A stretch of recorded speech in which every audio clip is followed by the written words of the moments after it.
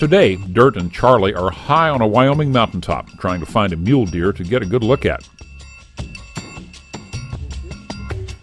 Our guide, Brent Sorensen of Tangle Ridge Outfitters and Guides, has high expectations for this week, despite the poor conditions.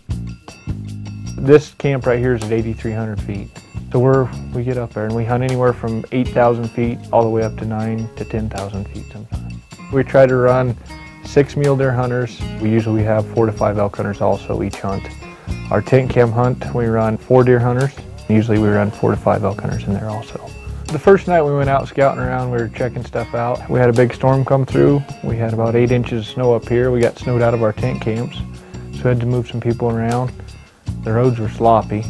Dirt and Charlie wanted to see the lay of the land and stuff. We were into about 250 head of elk, 2 really nice bulls, one 6x6 and one 6x7. The bucks, I think the bucks were moving at night on us, so they were hitting the canyons before we could get to them and coming out before the sun was going down. The best way to find the animals is we try to find high knobs. We get up as high as we can and we just start glassing the valleys, the sagebrush, the trees, the rocks, whatever we can do. Once we get the animals spotted, then we'll make a move and try to get them killed. Brent and his wife Becky have owned this guide service for 5 years now, and they were both anxious about the opportunity to work with Dirt and Charlie. I was nervous, to be honest. I wasn't sure about doing a TV show, but when they got here, I asked Brent, I said, so what are they like? How are they? And he said, they're really great, and he was right, they really are. And that's my favorite part, is meeting people and hearing about what they do and them telling stories about their kids, and that's what I like. Becky and Brent have their system of operation down to a science. There is a lot of ground to cover on their hunts, and with so many hunters in camp, good guides are necessary to provide great opportunities in the field. When we were picking a name for ourselves, we chose Tangle Ridge Outfitters and Guides, because without them, we wouldn't be anywhere. We brought Brent's cousin, Brad, in as a full-time partner in our business, and this week he's had to run clients out of his home. And the same with all our other, guides. We feel very fortunate to have their help. So do Dirt and Charlie. It's finally time to go hunting, and Brent's guys have already scouted this area for us. But there are some problems today. One, there's a full moon, which will force the bucks into even more nocturnal activity.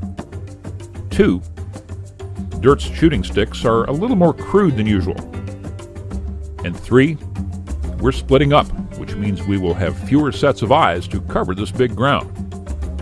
So Dirt and Brent head off in one direction, and Charlie hangs back to cover the other side of the bowl. As the sun starts to get higher, the deer start appearing all over the place. Brent and Dirt have a pretty close encounter. We set Charlie up at a spot, was a really good spot where the deer cross, and took Dirt on around, and we went out to this knoll. We set up, we spotted a good buck. We thought it was a good buck, but we were 1,700 yards away, so we decided we'd close some distance on him. And we snuck down the canyon. We hiked about 3 or 4 miles, made a good stalk on it, got within, 200, 250 yards.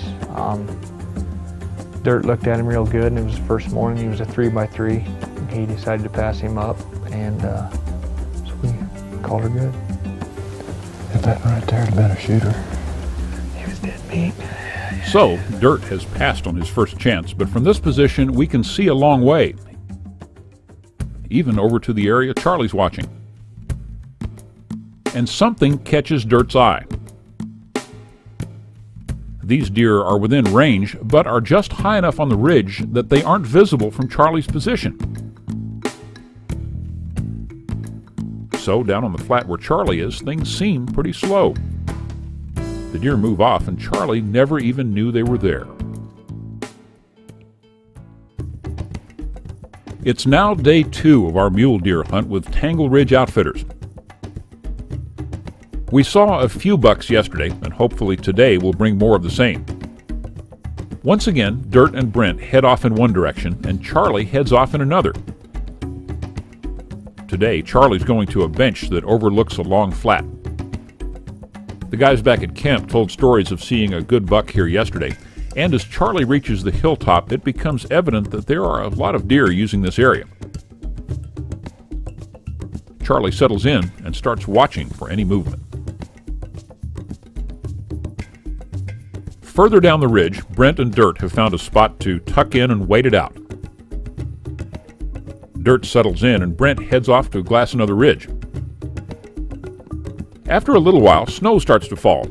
It looks like this hunt could end any time now due to the weather. Across the ridge, Charlie is getting his share of the snow squall. There hasn't been a single deer out in the open yet. Suddenly, Charlie sees movement.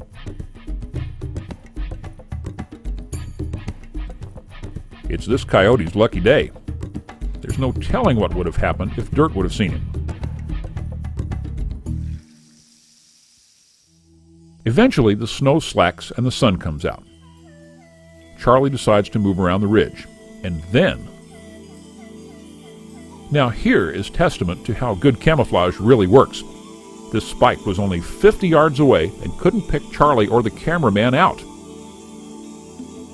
Then, this young 3x3 makes the very same mistake. Imagine our luck if it had been a shooter. Dirt and Brent are on the move as well. There's a lot of ground to cover out here. Any one of these fingers could hold that trophy of a lifetime, so everything gets a second look. Finally, we all head back to the camp for lunch. Coming up, one of our hunters has a chance to take this Wyoming mule deer. Find out who when Hunting University returns.